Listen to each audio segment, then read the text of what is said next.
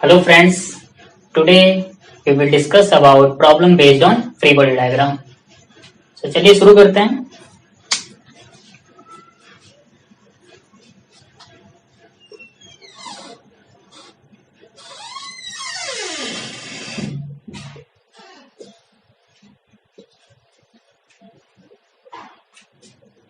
यहाँ पे first problem है जिसमें दो ब्लॉक है और ये स्ट्रिंग से अटैच्ड है. फर्स्ट ब्लॉक का मास यहाँ पे गिवन है 0.2 kg एंड सेकेंड ब्लॉक का मास है 0.3 kg.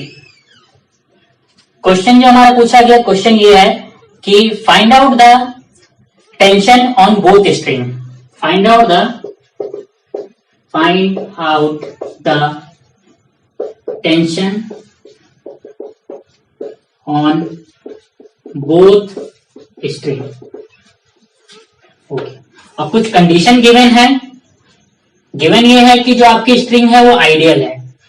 आइडियल मीन्स कि आपकी स्ट्रिंग मासलेस होगी एंड स्ट्रिंग के ईच एंड एवरी पॉइंट पे टेंशन इक्वल होगा. दूसरी कंडीशन क्या गिवन है कि कंप्लीट सिस्टम आपका इक्विलिब्रियम में. कंप्लीट सिस्टम इक्विलिब्रियम में होने का मतलब ये हुआ कि सिस्टम में कोई भी एक्सेलरेशन या ब्लॉक में कोई भी एक्सेलरेशन नहीं होगा. ठीक है. सो हमें फाइंड आउट करने के लिए टेंशन, दोनों स्ट्रिंग का टेंशन फाइंड आउट करने के लिए दोनों ब्लॉक का फ्री बॉडी डायग्राम बनाते हैं. देखते हैं क्या आता है. टेंशन सॉल्व करते हैं.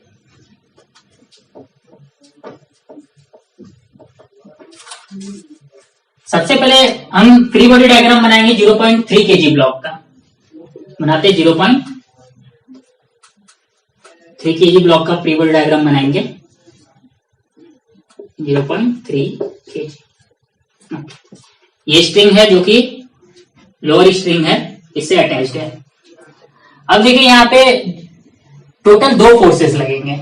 एक आपका टेंशन लगेगा इस स्ट्रिंग में और दूसरा mg फोर्स. स्ट्रिंग में जो टेंशन लगेगा इस ब्लॉक के लिए जब मैं फ्री बॉडी डायग्राम बनाऊंगा तो उस केस में आपका जो टेंशन का डायरेक्शन होगा away from the block. Away from the block मतलब इस केस में इस ब्लॉक के लिए टेंशन का डायरेक्शन हो जाएगा अवे फ्रॉम द ब्लॉक मतलब ऊपर की तरफ. इसे हम कंसीडर कर लेते हैं Ty. और दूसरा mg फोर्स. mg हमेशा कहां लगेगा बताइए? Always towards the centre of earth.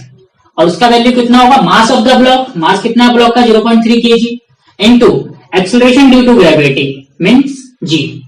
g यहाँ पे हम क्या टेक करते हैं? g is equal to 10 metre per second square. ठीक है. अभी पूरा सिस्टम इक्विलिब्रियम में है. इक्विलिब्रियम का मतलब क्या होगा? T1 is equal to 0.3 into g. G की वैल्यू हम क्या कितना लेंगे यहाँ पे?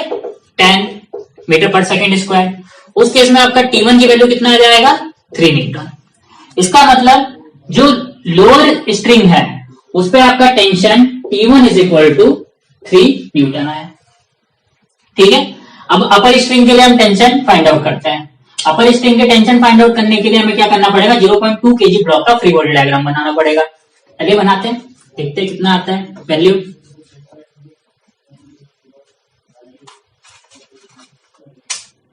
यह है आपका ब्लॉक 0.2 kg. ये अपर स्ट्रिंग. देखिए 0.2 kg के ब्लॉक में एक अपर स्ट्रिंग भी अटैच्ड है और एक लोअर स्ट्रिंग भी अटैच्ड है और ये आ गया आपका लोअर स्ट्रिंग. ठीक है. सबसे पहले हम अपर स्ट्रिंग के लिए टेंशन का डायरेक्शन करते हैं. तो अपर स्ट्रिंग के लिए टेंशन का डायरेक्शन क्या होगा? ब्लॉक से away from the block. Away from the block मतलब कहां हो जाएगा बताइए? ऊपर की तरफ. ये हो गया हमारा टेंशन. सपोज करते हैं अपर स्ट्रिंग का टेंशन कितना है? T2. बिकॉज यहाँ पे डिफरेंट स्ट्रिंग है तो टेंशन भी क्या होगा? डिफरेंट होगा. अब यहाँ पे सेकंड क्या करेंगे? लोअर स्ट्रिंग के लिए टेंशन निकालेंगे. जो लोअर स्ट्रिंग के लिए टेंशन होगा तो इस ब्लॉक के लिए अगेन हम क्या करेंगे? Away from the block. तो लोअर स्ट्रिंग के लिए जो टेंशन का डायरेक्शन होगा अवे फ्रॉम द ब्लॉक मतलब नीचे की तरफ. अवे फ्रॉम द ब्लॉक नीचे आ जाएगा. अब अगेन देखिए नीचे वाली स्ट्रिंग का हम टेंशन T1 कंसीडर कर चुके हैं. आपका जो स्ट्रिंग है वो आइडियल है. आइडियल मतलब स्ट्रिंग के ईच एंड एवरी पॉइंट पे जो टेंशन का मैग्नीट्यूड होगा वो क्या होगा? सेम होगा. तो अगेन यहाँ पे जो टेंशन होगा लोअर स्ट्रिंग का वो क्या आ जाएगा आपका? T1. और फिर mg force. mg force is always towards the centre of earth, जिसका मैग्नीट्यूड क्या होगा? Mass of the block. Mass कितना है इस ब्लॉक का? 0.2 kg into acceleration due to gravity, it's mean g. So again ये क्या है? इक्विलिब्रियम में. इक्विलिब्रियम का मतलब क्या हो जाएगा, T2 is equal to T1 plus 0.2 into g. तो T2 is equal to T1 की वैल्यू यहाँ पे क्या फाइंड आउट हुई है, 3 न्यूटन, तो हम T1 की जगह क्या पुट कर देंगे 3 प्लस 0.2 और जी की वैल्यू कितना 10। सो T2 इज इक्वल टू कितना आ जाएगा यहाँ पे 5 न्यूटन। सो अपर स्ट्रिंग का जो टेंशन है वो क्या आ जाएगा आपका 5 न्यूटन। ठीक है, चलिए नेक्स्ट प्रॉब्लम सॉल्व करते हैं। नेक्स्ट प्रॉब्लम थोड़ा सा हार्ड है।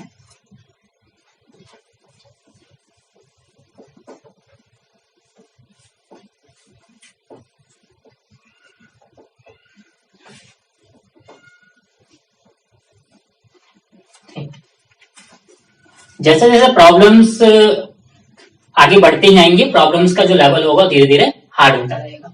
ठीक है, तो सेकंड प्रॉब्लम हमारा क्या है, ये एक रिजिड वॉल है जिसपे 2 स्ट्रिंग से अटैच्ड है। एक ब्लॉक है, ब्लॉक का मास m है, अब ब्लॉक के साथ ये एंगल है आपका बीटा और ये एंगल आपका गिवन है अल्फा। इस स्ट्रिंग का टेंशन T1 गिवन है और इस स्ट्रिंग का टेंशन T2 गिवन है। अगेन इसमें फाइंड आउट करना है, find out the tension on both string या find out the value of T1 and T2। Again आपको यहाँ पे क्या फाइंड आउट करना है, T1 एंड T2। अब देखिए इस टाइप के क्वेश्चंस के लिए आपको क्या करना पड़ेगा, जब आपका टेंशन या किसी भी फोर्स का डायरेक्शन एक्स वाई प्लेन में चला जाता है, अब देखिए प्लेन में ये एक्स वाई प्लेन में, तो उस केस में आपको क्या करना पड़ेगा, इसको इसके कंपोनेंट में रिजोल्व करना पड़ेगा। कंपोनेंट में रिजोल्व करेंगे तो एक कंपोनेंट आपका एक्स कंपोनेंट होगा और दूसरा कंपोनेंट होगा आपका वाई कंपोनेंट।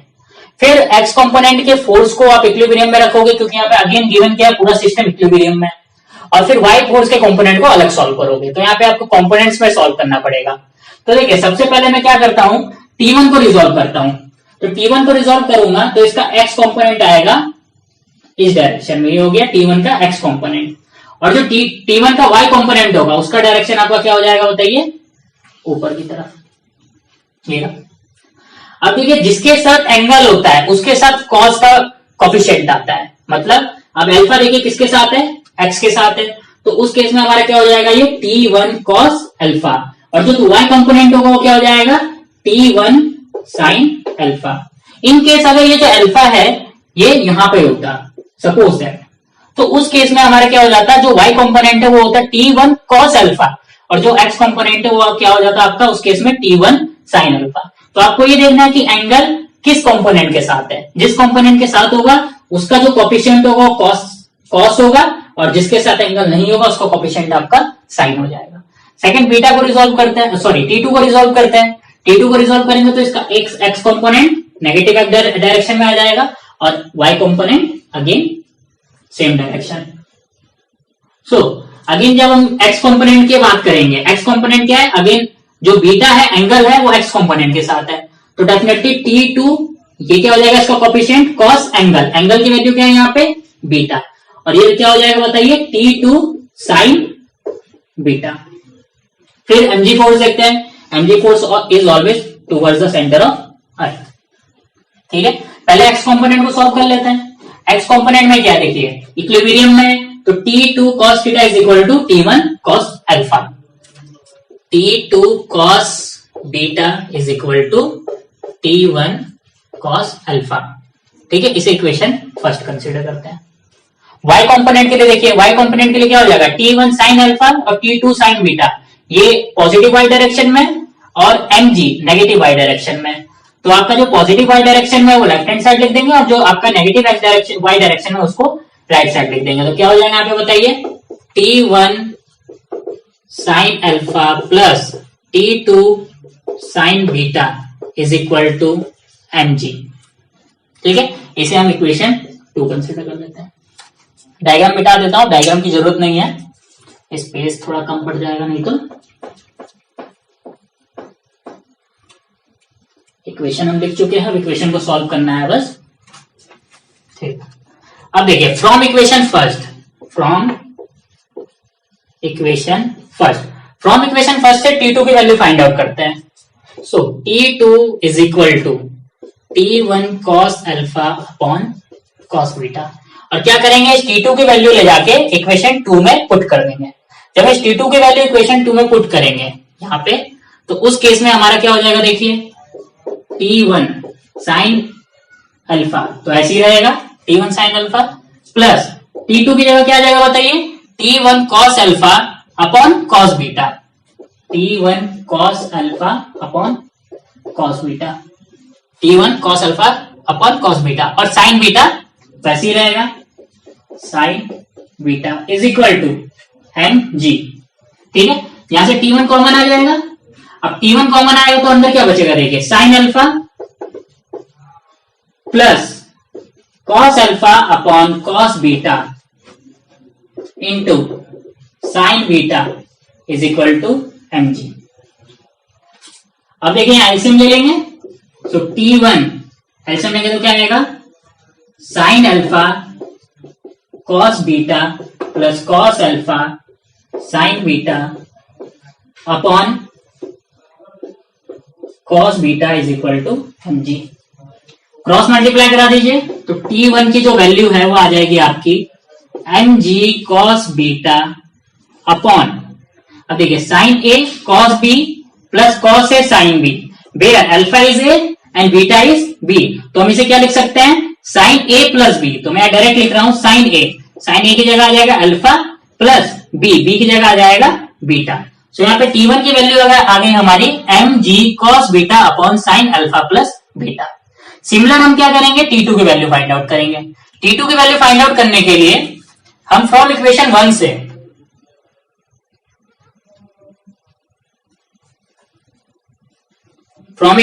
से इसको मिटा देता हूं।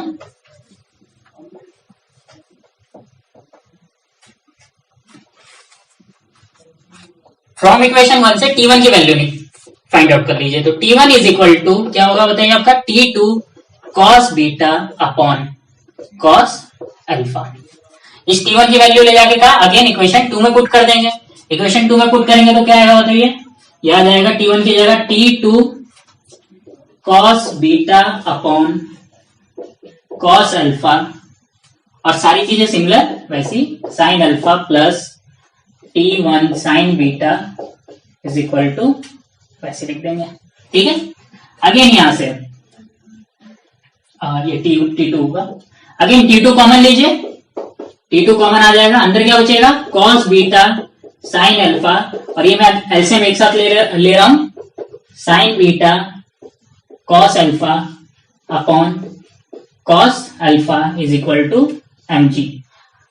सो क्रॉस मल्टीप्लाई कराएंगे, तो क्या आएगा बताइए, mg cos alpha upon, again यहाँ पे cos A sine B, sine A cos B, तो अगेन यहाँ पे जो फॉर्मूला बना क्या बना है, sine A plus B, A की जगह क्या हो जाएगा अल्फा और बी की जगह बीटा। सो यहाँ पे क्या आ गया आपकी T2 की वैल्यू आ गई।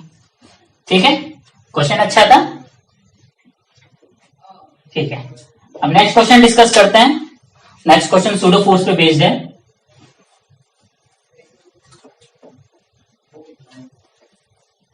आप स्क्रीनशॉट लेते रहना या वीडियो पॉज करके आप राइट डाउन भी कर सकते हैं अपने नोटबुक में।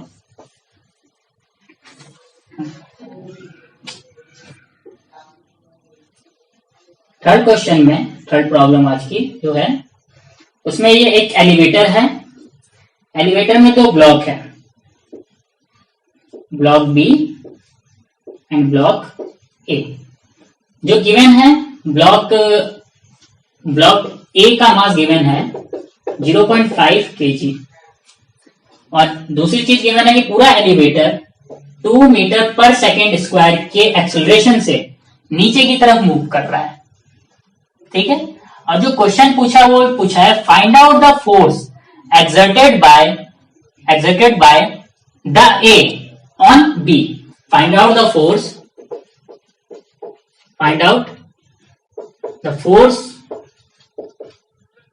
exerted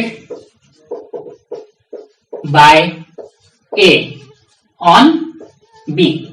या इसको इन अदर हैंड आप ये भी बोल सकते हैं कि find out the force exerted by B on A, because according to Newton third law of motion जितना फोर्स आपका ब्लॉक ए ब्लॉक बी पे अप्लाई करेगा ठीक उतना ही फोर्स आपका ब्लॉक बी ब्लॉक ए पे अप्लाई करेगा। सो आप be on A find out कीजिए या ए ऑन बी फाइंड आउट कीजिए, दोनों ही आंसर क्या आएंगे, सेम आएंगे, बस डायरेक्शन अपोजिट हो जाएगी। ठीक है, चलिए इसको सॉल्व करते हैं। इसको सॉल्व करने के लिए हमें जब मास गिवन है ब्लॉक ए का, सो ब्लॉक ए का ही फ्री बॉडी डायग्राम बनाते हैं, ज्यादा आसानी से सॉल्व होगा।